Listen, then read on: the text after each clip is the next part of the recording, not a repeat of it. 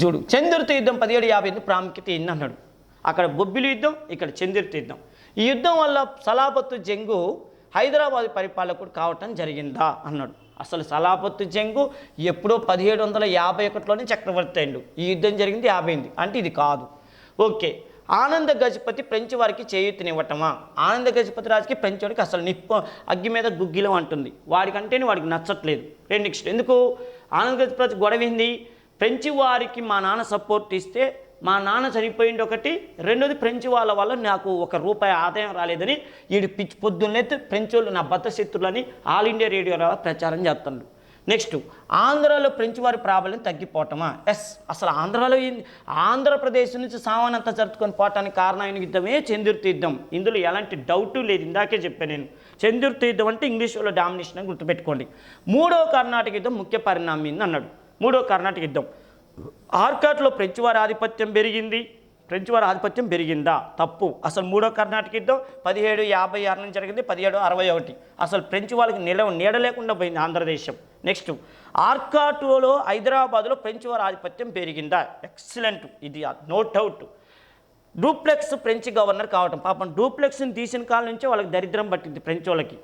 Bussy తిరిగి ఫ్రాన్స్కి వెళ్ళిపోవటం. ఆయన వెళ్ళిపోయినా మనకు జరిగిన విషయం ఏంటంటే ఆర్కాటు హైదరాబాదులో బ్రిటిష్ వారి ఆధిపత్యం పెరిగింది అన్నాడు. ఇది వాస్తవం. ఎట్లో నేను ఎక్స్ప్లెయిన్ చేస్తా చూడండి. మూడో కర్ణాటక యుద్ధం, సలాబత్తు జంగ్ ఎడుండు. ఏది? మూడో కర్ణాటక యుద్ధం జరిగేటప్పుడు సలాబత్తు జంగు బుస్సీ ఎడున్నారు. నేను ఒకరోజు ఇందాక ఒక మాట చెప్పా, బుస్సీ హైదరాబాదు రాజ్యంలో ఉన్నంత కాలం ఫ్రెంచ్ వాళ్ళ పలుకుబడి నడుస్తుంది, హైదరాబాదులో నడుస్తుందని చెప్పినాం. ఇక్కడ ఏమైందంటే పాపం డూప్లే సూపర్ స్టార్ వాడు ఉన్నంత కాలం ఫ్రెంచ్ వాళ్ళకి అసలు తిరుగులేదు.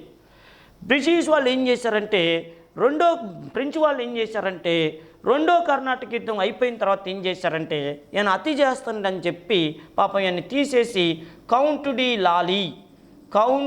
డి లాలీ అని చెప్పి ఒక నిద్రమోకాన్ని పెట్టారు. వీడు అంత క్యాలిబర్ ఉన్న వ్యక్తి కాదు. వీడేం చేసిందంటే ఆర్కాట్ పరిపాలకుడుగా అప్పుడు ఉన్నటువంటి మహమ్మద్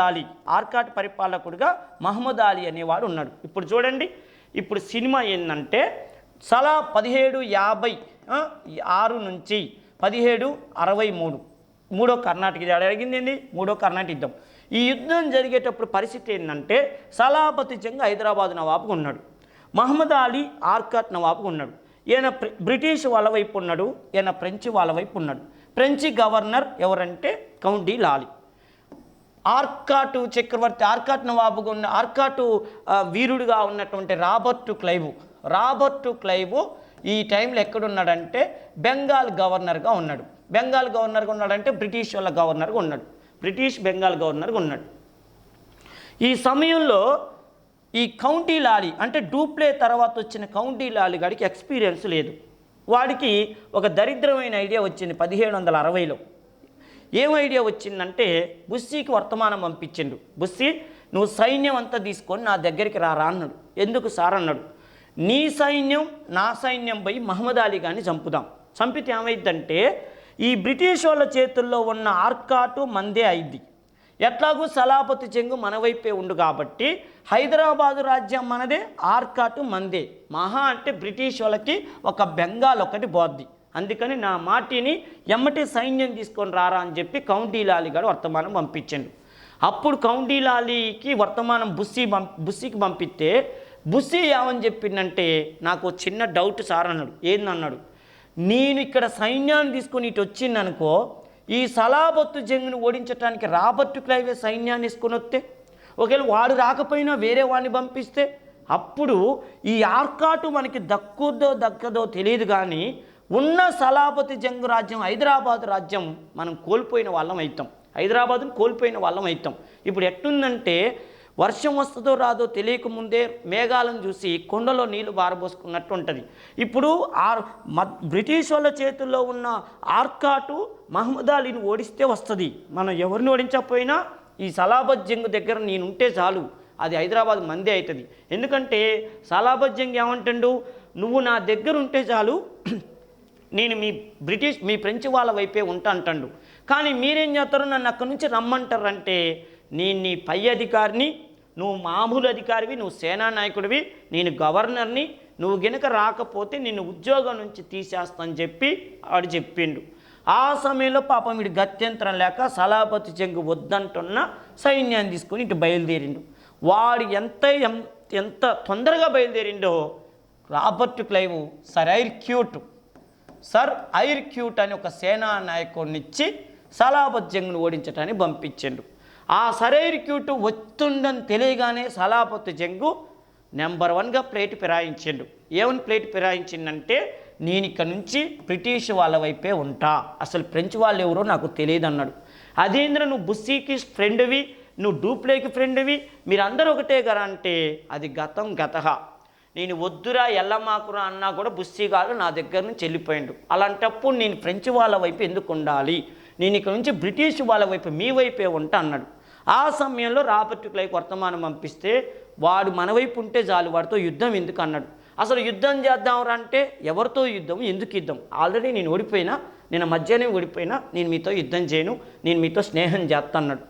అప్పుడు చూడండి బ్రిటిష్ వాళ్ళు ఏమన్నారంటే, అట్లయితే నువ్వు మా వైపే ఉంటే రారా యుద్ధం చేద్దామని చెప్పి, వాడితో కాదు బుస్సీనని కౌంటీలాని ఓడిద్దామని చెప్పి 1760లో సర్ ఐర్ క్యూట్, సలాపత్ జంగు, మహమ్మద్ అలీ వీళ్ళందరూ కలిసి వెళ్ళి వాందీవాసి యుద్ధం అనే యుద్ధంలో ఫ్రెంచి వారిని ఘోరంగా ఓడించారు. బుస్సీ ఓడిపోయిండు, కౌంటీలాలు ఓడిపోయి భారతదేశం నుంచి నిష్క్రమించారు. ఆ యుద్ధమే 3వ కర్ణాటక యుద్ధం. అందుకని చూడండి, ఆర్కాటు హైదరాబాదులో బ్రిటిష్ వాళ్ళ ఆధిపత్యం నెలకొల్పిన యుద్ధం ఏదంటే 3వ కర్ణాటక యుద్ధం. ఇంత స్టోరీ ఉందమ్మా, ఓకేనా. నెక్స్ట్ విషయం ఏంటంటే, చందుర్తి యుద్ధంలో ఫ్రెంచి దళాలను ఓడించిన సైన్యాధికారి, ఏ సైన్యాధికారి, ఇంగ్లీషు సైన్యాధికారి ఎవరంటే కర్నల్ ఫోర్డ్. రాబర్ట్ క్లైవ్ పంపించినటువంటి కర్నల్ ఫోర్డ్ అనేటటువంటి వ్యక్తి ఓడించాడు. నెక్స్ట్, చందుర్తి యుద్ధం తర్వాత మచిలీపట్నం మరియు ఇతర నౌకా కేంద్రాలకు ఈస్ట్ ఇండియా కంపెనీ దారాదత్తం చేసిన అసబ్జా పరిపాలకుడు ఎవరు అన్నాడు అంటే సలాపత్ జంగు. ఎందుకు, చందుర్తి యుద్ధం అయిపోయిన తర్వాత వాడికి అర్థమైంది, ఇంగ్లీష్ వాళ్ళే ఇండియాలో జరుగుతున్న ప్రతి యుద్ధంలో విజయం సాధిస్తున్నారు కాబట్టి నేనెందుకు ఎదురీస్తే నేనే ఓడిపోతానని చెప్పి వాడు ఇంగ్లీష్ వాళ్ళ వైపు వచ్చి చూడండి, ఇంగ్లీష్ వాళ్ళకి మచిలీపట్నం ఇతర నౌకా కేంద్రాలని సలాపత్ జంగు బ్రిటిష్ వాళ్ళకి ఇచ్చిండు. సలాపత్ జంగ్ ఏ వంశం, అసబ్జాహీ వంశం. నెక్స్ట్, ఆంధ్ర తీరంలో పోర్చుగీస్ స్థావరం ఎక్కడ స్థాపించబడిందన్నాడు. ఆంధ్ర తీరంలో పోర్చుగీసే కాదు, ఎవడొచ్చినా ఖచ్చితంగా ఆడుండాలంటే మచిలీపట్నం ఉండాలి. మచిలీపట్నాన్ని బందర్ అంటారు కదా, అది అంతర్జాతీయ వర్తక కేంద్రంగా ఎప్పటి నుంచో డెవలప్ అయిన ఏరియా కాబట్టి అసలు ఆంధ్రదేశానికి గోల్కొండ నవాబులు పరిపాలన చేస్తున్నప్పుడు వచ్చిన ప్రతి ఐరోపా ఖండం వాడు కూడా వ్యాపారం అంటే మచిలీపట్నంలో షాబందర్ అనే అధికారి ఉంటాడు, అక్కడికి వెళ్ళి కలవని అక్కడి నుంచే వ్యాపారం ప్రారంభించని అంటారు. అందుకని చూడండి, ఆంధ్రదేశానికి వచ్చిన ప్రతి ఒక్కడు కూడా మచిలీపట్నంలోనే వ్యాపార కేంద్రం పెట్టారు. అంతేకాదు, గతంలో అందరూ కూడా పోర్చుగీస్ వారు చూడండి భారతదేశానికి వచ్చి క్యాలికట్లో పెట్టారు. అదేవిధంగా ఇంకో విషయం ఏంటంటే బొంబాయిలో పెట్టారు. తర్వాత ఇంకో ఏంటంటే ప్రత్యేకంగా మనకి బాసెన్ అనే ప్రాంతంలో పెట్టారు. తర్వాత ఇంకోటి ఏంటంటే సూరత్ అనే ప్రాంతంలో పెట్టారు. ఇవన్నీ ఇండియాలో పశ్చిమం వైపు వెస్ట్ సైడ్ ఉన్నటువంటి వర్తక కేంద్రాలు. ఏది పోర్చుగీస్ వాళ్ళు వచ్చిన వర్తక కేంద్రాలను వచ్చి పెట్టినవి అన్నీ ఫస్ట్లో వెస్ట్ సైడే పెట్టారు. కానీ ఇంగ్లీష్ వాళ్ళు, డచ్ వాళ్ళు ఎప్పుడైతే ఇక్కడికి వచ్చారో, మచిలీపట్నం వచ్చి వ్యాపారం చేసుకుంటారో, అప్పుడు మనం ఇన్నాళ్ళు వెస్ట్ సైడ్ దృష్టి పెడుతున్నాం, అయ్యో ఈస్ట్ సైడ్ కూడా పెట్టాలరా అని చెప్పి మచిలీపట్నానికి పోర్చుగీస్ వాళ్ళు 1670లో వచ్చి వర్తక కేంద్రం పెట్టుకున్నారు. అందుకని చూడండి, ఆంధ్రదేశానికి చిట్ట చివరిగా వచ్చిన వర్తక కేంద్రం అంటే వర్తక కంపెనీ ఏంటంటే పోర్చుగీసు. భారతదేశం మొట్టమొదటిసారిగా వచ్చింది పోర్చుగీస్ వాళ్ళు అయితే, మన ఆంధ్రదేశానికి అందరూ వచ్చిన తర్వాత 1670లో చివరిసారిగా వచ్చారు పోర్చుగీస్ వాళ్ళు. ఈ పోర్చుగీస్ వాళ్ళకి వ్యాపార హక్కులు ఇచ్చినటువంటి గోల్కొండ నవాబ్ ఎవరయ్యా అంటే అబ్దుల్లా కుతుబ్ షా అనేటటువంటి చక్రవర్తి పర్మిషన్ ఇచ్చాడు. గుర్తుపెట్టుకోండి, 1672లో గోల్కొండ కుతుబ్ షాహీ చక్రవర్తి అంటే అబ్దుల్లా కుతుబ్ షా ఈ పోర్చుగీస్ వాళ్ళకి మచిలీపట్నం వ్యాపారం చేసుకోవడానికి అవకాశం ఇచ్చారు. రేపు ఎగ్జామ్లో నేను చెప్పిన కోణంలోనే అడగకపోవచ్చు, రేపు ఇట్లా కూడా అడుగుతాడు, ఏ ఐరోపా ఖండ దేశము ఫస్ట్ వ్యాపార కేంద్రాలన్నీ వెస్ట్ సైడ్ పశ్చిమ వైపే దృష్టి పెట్టాయి అంటాడు. అంటే పోర్చుగీస్ వాళ్ళు, నేను చెప్పటం ఏముందండి, క్యాలికట్ కానీ, బొంబాయి కానీ, బాసెన్ కానీ, తర్వాత సూరత్ కానీ, సాలిసెట్టి కానీ, గోవా కానీ, ఇవన్నీ ఎక్కడున్నాయండి? ఇటువైపేగా ఉన్నాయి. అందుకని పోర్చుగీస్ వాళ్ళు అంతా ఇటే పెట్టారు. తర్వాత 1605లో డచ్ వాళ్ళు వచ్చారు, 1611లో ఇంగ్లీష్ వాళ్ళు వచ్చారు, 1668లో ఫ్రెంచ్ వాళ్ళు వచ్చారు.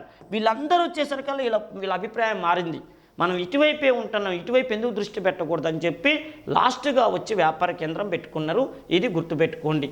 ఇట్లా చదువుకుంటే ఏ కోణంలో ప్రశ్నించినా కూడా మనకి ఆన్సర్. ఇప్పుడు జుట్టు ఉంటే కొప్పు ఏదైనా వేసుకోవచ్చు అన్నట్టు ముందు మనకి సబ్జెక్ట్ ఉంటే దాన్ని ఎన్ని రకాలుగా వాడుకోవచ్చు, గుర్తుపెట్టుకోండి.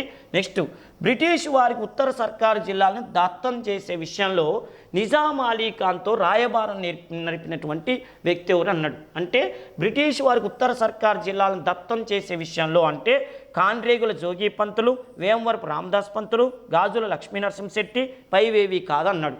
అసలు బ్రిటిష్ వాళ్ళకి కోస్తా జిల్లాలు ఏంటంటే చూడండి, సలాబత్తు జంగు తర్వాత 1761లో సలాబత్ జంగు తర్వాత నిజాం అలీ ఖాన్ అనేవాడు చక్రవర్తి అయిండు. ఎవరిని తీసేసి? వాళ్ళ తమ్ముడైనటువంటి అన్నయ్య అయినటువంటి సలాబతు జంగుని తీసేసి నిజాం అలీ ఖాన్ బ్రిటిష్ వాళ్ళ సహకారంతో మళ్ళీ చెప్తున్నా, బ్రిటిష్ వాళ్ళ సహకారంతో నిజాం అలీ ఖాన్ చక్రవర్తి అయిండు. ఇప్పుడు బ్రిటిష్ వాళ్ళ సహకారం ఎందుకు చెప్తున్నానంటే, వీడిని ఓడించేటప్పుడు ఏమని చెప్పిందంటే, మా అన్నయ్య చక్రవర్తిగా ఉండటం నాకు నచ్చలేదు, మా అన్నయ్యని తీసేసి నేను చక్రవర్తి అవుతా, మీరు నాకు సపోర్ట్ ఇవ్వండి. మీరంటే ఎవరు? బ్రిటిష్ వాళ్ళకి సపోర్ట్ ఇవ్వమన్నాడు. బ్రిటిష్ వాళ్ళని ఇస్తే మీకు ఒక అవకాశం ఇస్తా, ఏదో తెలుసా, నేను చక్రవర్తి అయిన కొద్ది రోజులకే ఉత్తర సర్కార్ జిల్లాలు మీకు ఇస్తానన్నాడు. అప్పుడు బ్రిటిష్ వాళ్ళు నమ్మారు. ఎందుకంటే బ్రిటిష్ వాళ్ళకి ఉత్తర సర్కార్ జిల్లాలు చాలా అవసరం వ్యాపారానికి. అందుకని ఓకే నీకు ఇస్తాం పోబ్బా అన్నారు. అప్పుడు ఏం చేసిండు? 1761లో వాళ్ళ అన్నయ్యని తీసేసి చక్రవర్తి అయిండు.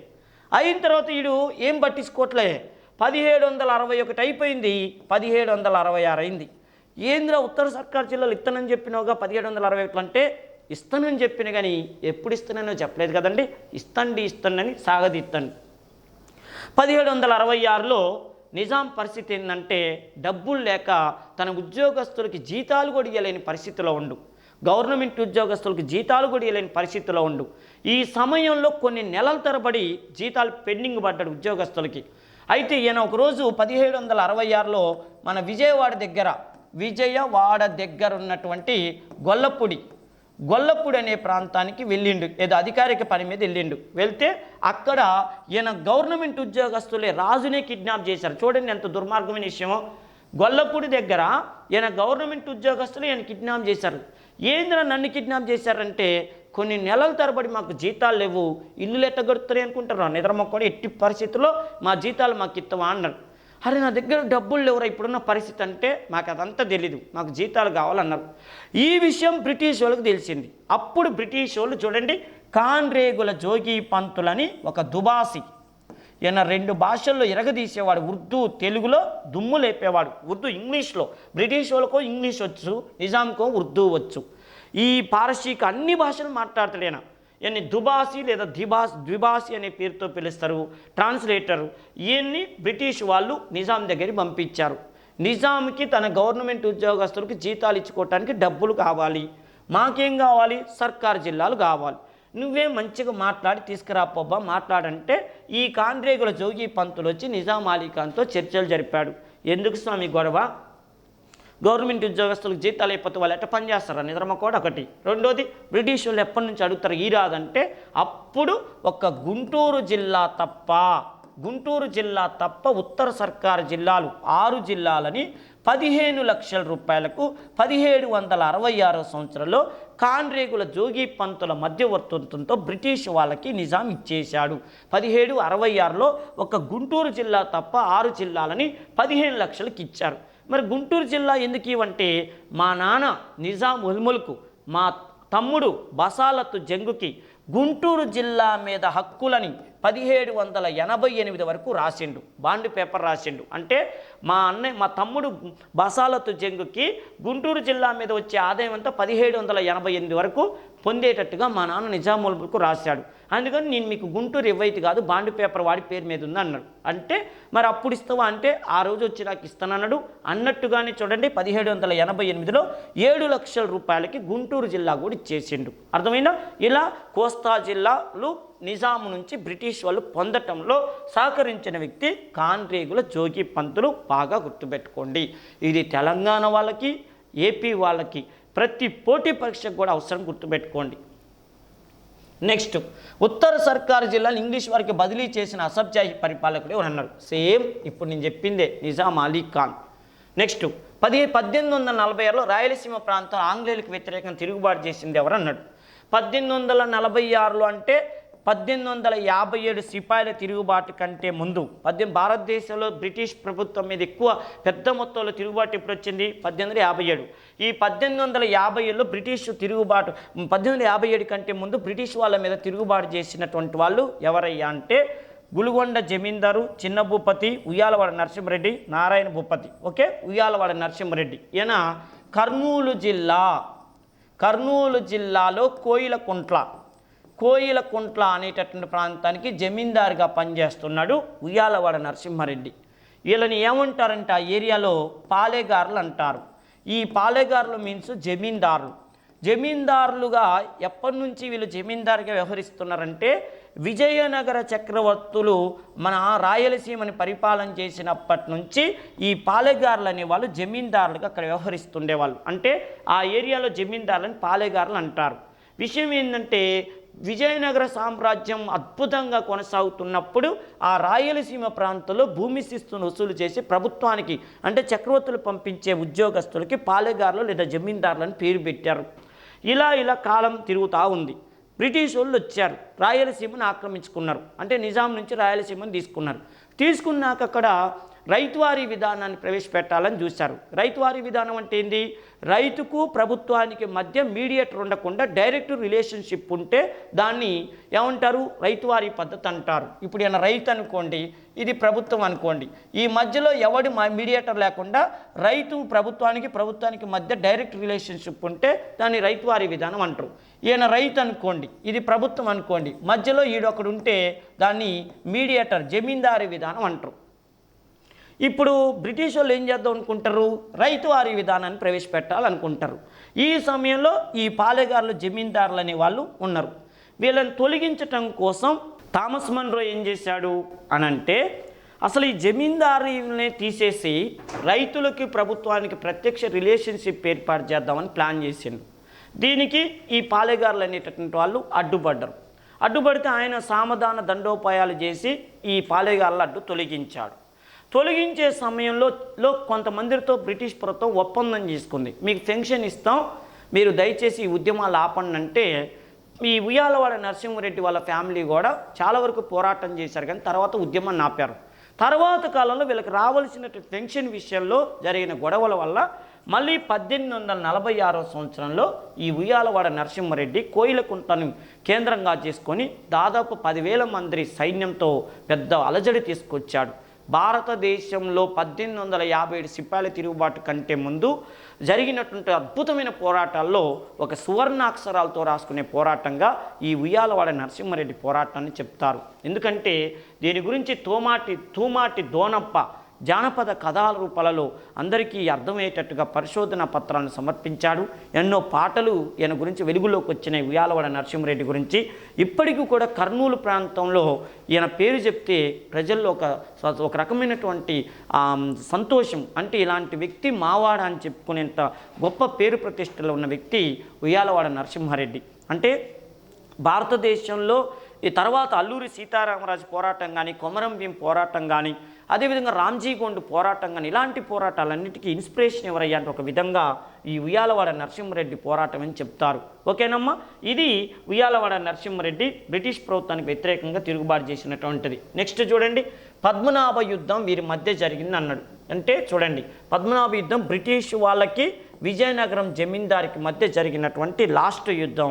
ఈ పద్మనాభ యుద్ధం ద్వారా ఏమైందంటే అసలు విజయనగరం సంస్థానాధిపతి నారాయణరావుని తొలగించి పూర్తిగా బ్రిటిష్ వాళ్ళు ఈ విజయనగరం సంస్థానాన్ని ఆక్రమించుకున్నటువంటి యుద్ధం ఏదయ్యా అంటే పద్మనాభ యుద్ధం.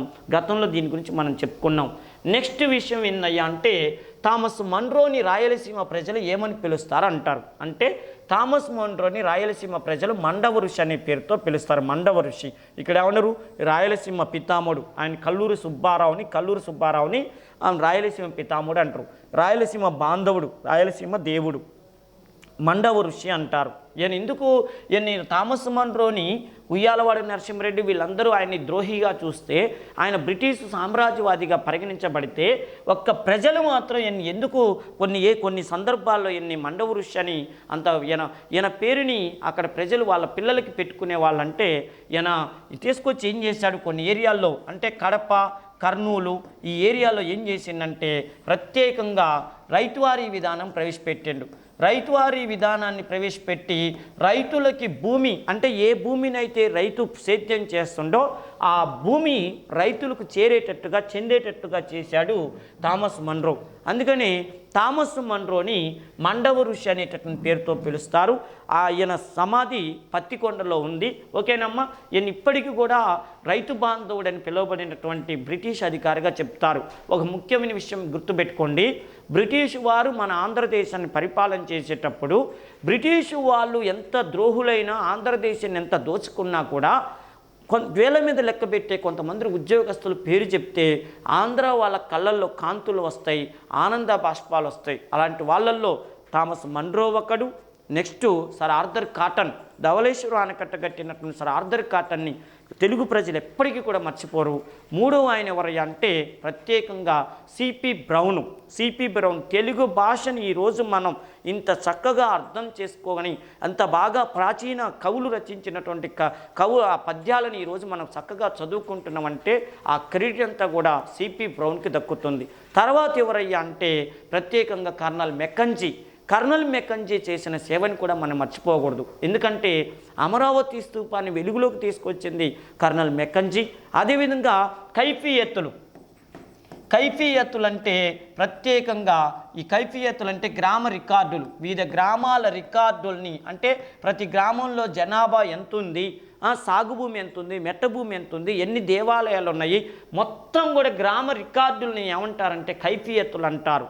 ఆ కైఫియత్తుల్ని ప్రతి గ్రామ విషయాలను కూడా పుస్తకాల్లో పొందుపరిచిన వ్యక్తి ఎవరు అంటే కర్నల్ మెకంజీ అనేటటువంటి వ్యక్తి.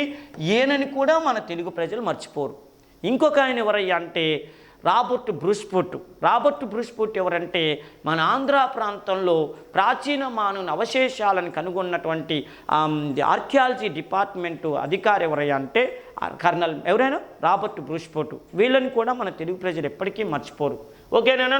ఈ థామస్ మన్రోని మాత్రం మండవ ఋషి అనే పేరుతో పిలుస్తారు. నెక్స్ట్ చూడండి, బ్రిటిష్ కంపెనీ కుతుబ్-షా అనుమతితో మచిలీపట్నంలో వర్తక కేంద్రాన్ని ఏర్పాటు చేసింది అన్నాడు. సుల్తాన్ కులీ కుతుబ్ షా, మహమ్మద్ కులీ కుతుబ్ షా, జంషీద్ షా, అబుల్ హాసన్ థానీ షా అన్నాడు. అంటే మహమ్మద్ కులీ కుతుబ్ షా ఎందుకు అనంటే మహమ్మద్ కులీ కుతుబ్ షా అనేటటువంటి వ్యక్తి ఎప్పుడు అధికారంలోకి వచ్చాడంటే 1580 నుంచి 1612 వరకు పరిపాలన చేశాడు. చూడండి, ఒక కంపెనీ గురించి చదవాలన్నా, ఒక బ్రిటిష్ ఐరోపా కంపెనీలు ఎప్పుడు వచ్చినాయి అన్నా, ఏ ఐరోపా కంపెనీ ఎప్పుడొచ్చి వ్యాపార కేంద్రం పెట్టిందన్నా ఆ రాజులు ఎవరంటే వాళ్ళ పరిపాలనకు సంబంధించిన పీరియడ్ కూడా మనకి తెలిసి ఉందనుకోండి, వెంటనే ఆన్సర్ పెట్టడానికి వీలవుతుంది. చూడండి, మహమ్మద్ కులీ కుతుబ్ షా గోల్కొండ నవాబుగా పరిపాలన చేస్తున్న సమయంలో ఎవరు వచ్చారు అంటే ఇప్పుడు ఇంగ్లీష్ వాళ్ళు ఎప్పుడు వచ్చారు? 1611లో గ్లోబ్ అనే నౌక మీద వచ్చారు. అంటే చూడు, మచిలీపట్నానికి గ్లోబ్ అనే నౌక మీద బ్రిటిష్ వాళ్ళు వస్తే వాళ్ళకు అనుమతి ఇచ్చినటువంటి వ్యక్తి ఎవరయ్యా అంటే మహమ్మద్ కులీ కుతుబ్ షా. ఇప్పుడు మీకు 2 పాయింట్లు అర్థమైనాయి.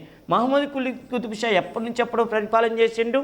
నెక్స్ట్ మచిలీపట్నానికి 1611లో గ్లోబ్ మీద వచ్చింది ఎవరంటే ఇంగ్లీష్ వాళ్ళు వచ్చారు. వచ్చిన వ్యక్తి ఎవరయ్యా అంటే హిప్పన్ అనేటటువంటి వాడు వచ్చాడు. ఓకే కదా, ఇది గుర్తుపెట్టుకున్నాను. అంతేకాదు, ఇక్కడ సందర్భం వచ్చిందిగా చెప్తున్నా, మహమ్మద్ కులీ కుతుబ్ షానే డచ్ వాళ్ళు 1605లో వ్యాపార కేంద్రం పెట్టుకోవటానికి కూడా ఈయనే పర్మిషన్ ఇచ్చాడు. అంటే ఈ 2 ఐరోపా కంపెనీలకి వ్యాపారం చేసుకోవటానికి అవకాశం ఇచ్చిన వ్యక్తి ఎవరంటే మహమ్మద్ కులీ కుతుబ్ షా. ఫ్రెండ్స్, మా ఎంకరేజ్మెంట్ కోసం మన హర్షిత్ ఇన్స్టిట్యూట్ యూట్యూబ్ ఛానల్ని సబ్స్క్రైబ్ చేసుకోండి, లైక్ చేయండి, అలానే షేర్ చేయండి.